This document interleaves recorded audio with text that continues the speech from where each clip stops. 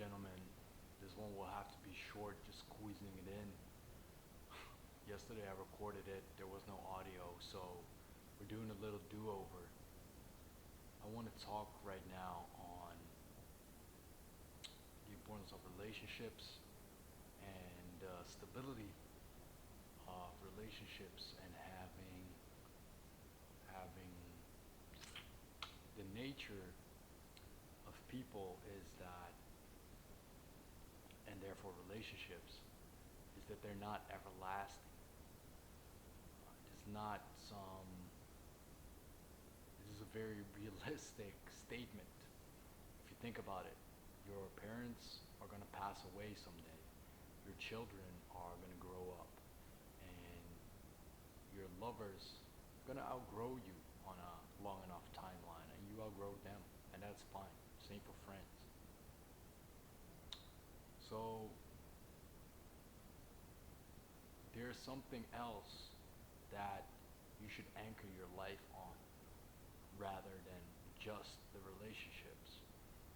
There are things that can be, because we all need something to depend on, and there are other factors,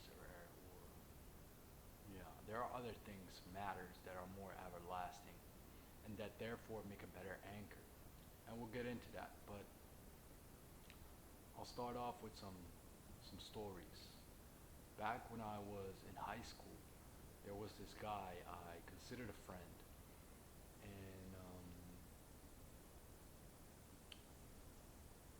yeah, it's funny how friendships can develop as well, and how you as a person can develop as well. What had happened is that he started calling me some name as a joke, which I didn't particularly like, but he kept doing it over longer time spans, and I really had to put my foot down, and I got angry with him one moment, and that's when he got angry as well. And I wasn't going back on the boundary I just put up. You think about like high school, right? You're a teenager, you're developing into a young man. You have to develop this self-respect and these boundaries. And at the same time, the way I got angry at him probably wasn't the best move either, and that might cause him to have some boundaries of his own that he felt he needed to guard. Nobody was in the wrong or right per se. I'm just illustrating the point that because of our both of our developments, our growth, it caused us to no longer be friends. And if we had been more socially savvy by that time, sure, there could have been ways to avoid that leading to a ending of the friendship. But the point is, sooner or later, you're gonna outgrow some of your relationships. And I have more examples like that. You know, in my 20s, I got into partying a lot, organizing events, and that brings a certain crowd with it. And over the years, I've always been a more performance-oriented person. Even when I was in that scene, I wanted to do it to the best of my abilities.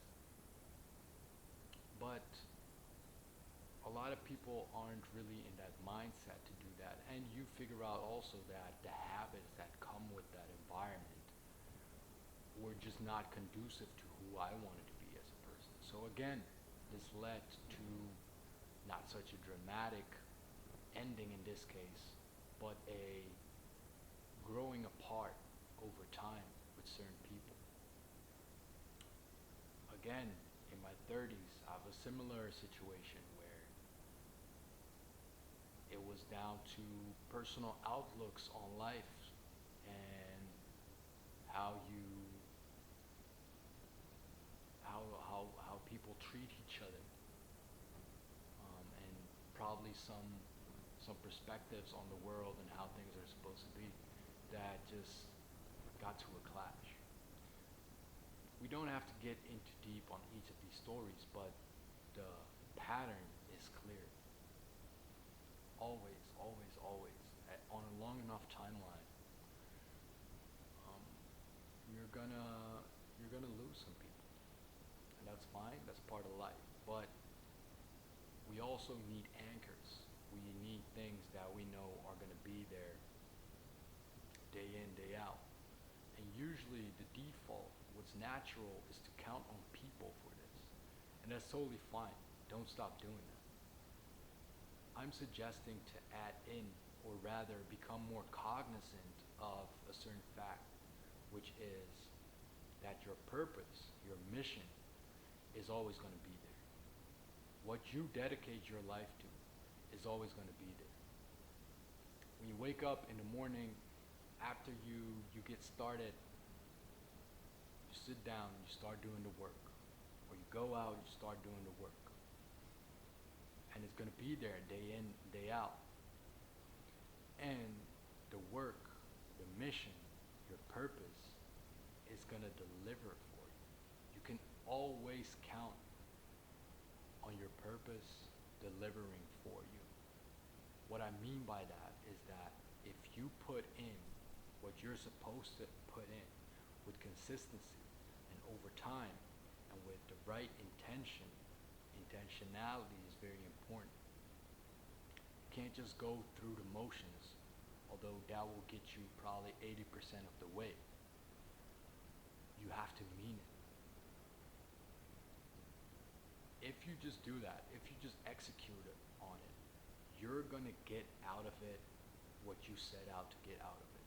Whether that's working out, training, the gym, work, sales, business, you can count on it to deliver for you. And that's why it's important to have something more than just a job or just work. It needs to be your purpose. It needs to tap into who you are and what you find important and what you want to deliver to the world. So, how we can do that and how we can define that is a topic for another day. And we can get into that soon. For now, I just want to ask you, if you found this of value, to share it with someone that might be coming to mind right now who could benefit from hearing this. Because it's the word of mouth referrals that really drive the growth for the message and the community and what we're trying to build here. Other than that, I hope you liked it. If you did, please give it a follow